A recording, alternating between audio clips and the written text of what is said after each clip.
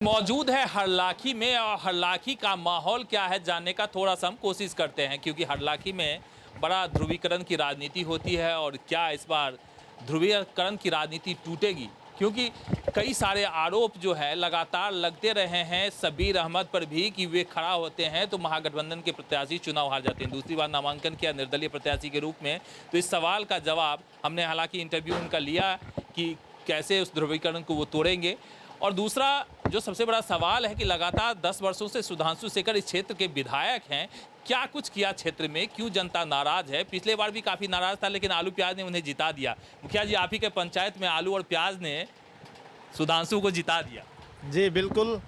और वो नीतीश जी का प्रोग्राम था और उस प्रोग्राम में स्टेज पे फील्ड में कुछ लोग शरारती तत्व तो प्याज आलू फेंक दिए।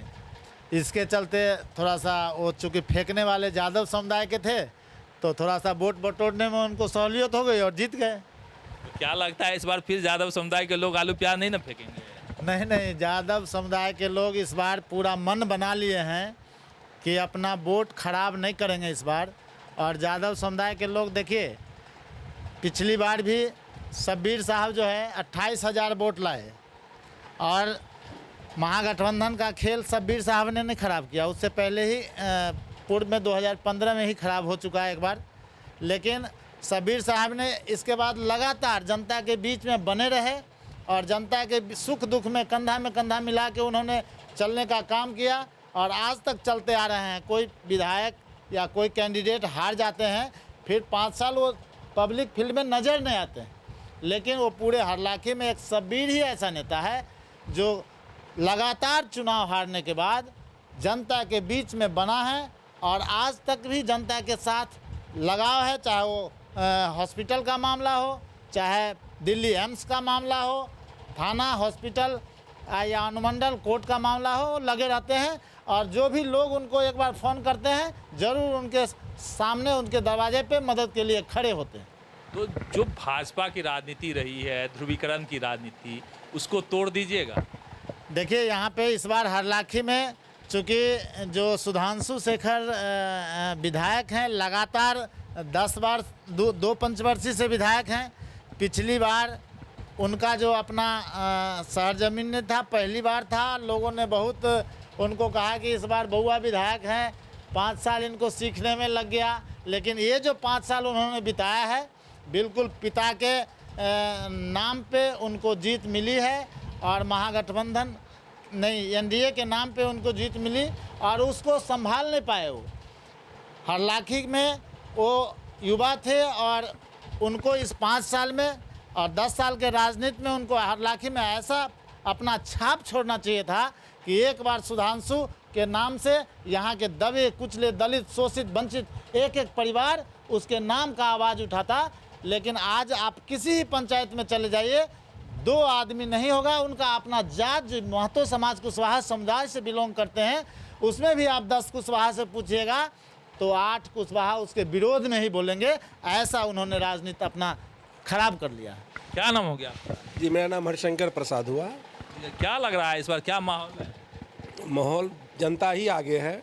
शब्बीर भाई का जो क्रियाकलाप रहा है पिछले 20 सालों से, बेचारे रूट पर एकदम जमे हुए हैं।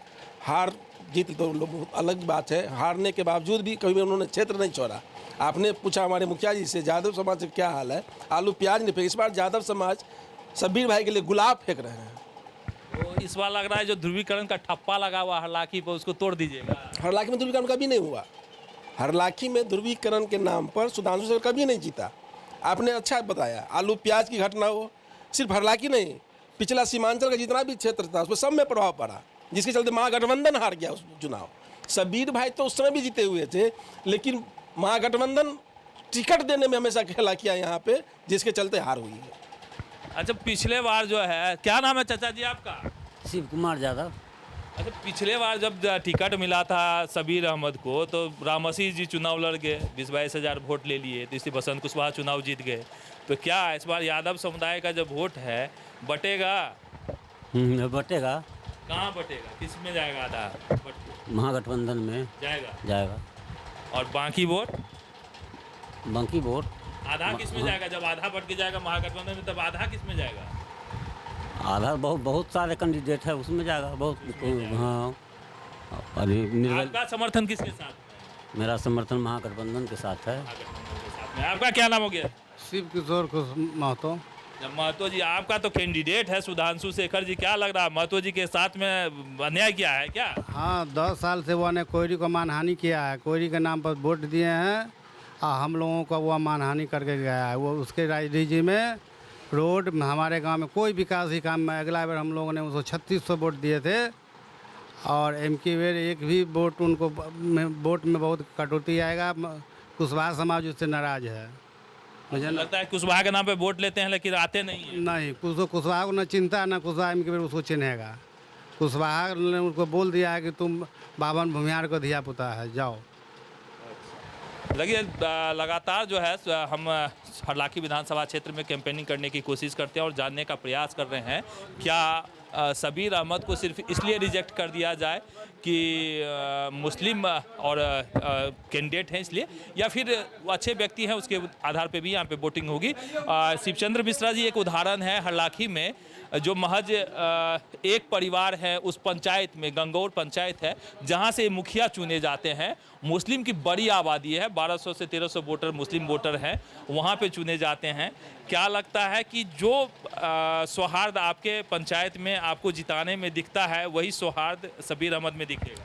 देखिए मेरा जो पंचायत है, मेरे पंचायत में मेरा जो जातीय समीकरण का है 50-60 वोट है मेरा, और मुस्लिम का लगभग 450 से 500 वोट उनका भी गिरता है।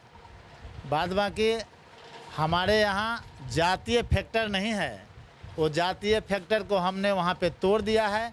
वहाँ पे सब जात सब धर्म के लोग हमको मानते हैं और बिल्कुल हरलाखी में सबसे ज़्यादा बहुमत से, पिछली बार भी हमने 2016 का चुनाव भी 687 वोट से जीता था और ये 2021 का जो चुनाव था उसमें ही 500 लगभग 64 वोट से हमने चुनाव जीता, जो हरलाखी में सबसे ज़्यादा।